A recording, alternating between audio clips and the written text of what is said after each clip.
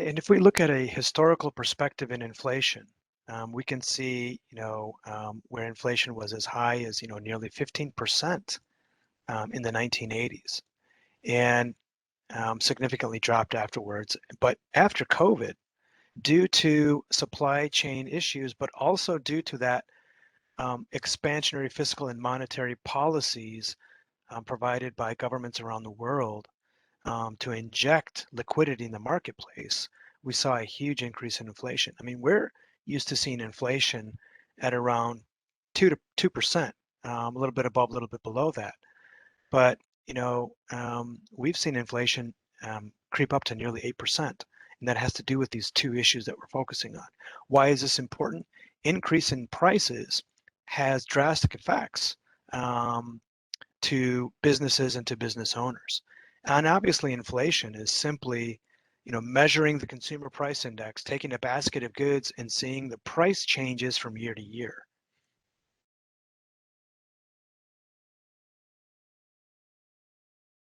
And one of the things that I think is really interesting to note is the inflation in wages. And the employment cost index provides, some information on that. Here we can see that that employment cost index being nearly 4%.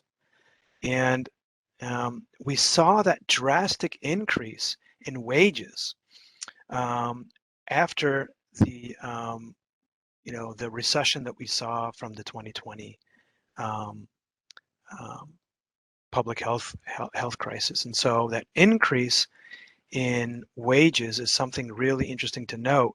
And we saw wages from different occupations increase. If you look at, service-based occupations, especially in the hotel and entertainment industry, those went up much more than other professions. And so, if you look at inflation through the major categories, you can see that energy played a huge role in inflation. I mean, the energy sector itself had inflation from one year to the next at much higher than 25%.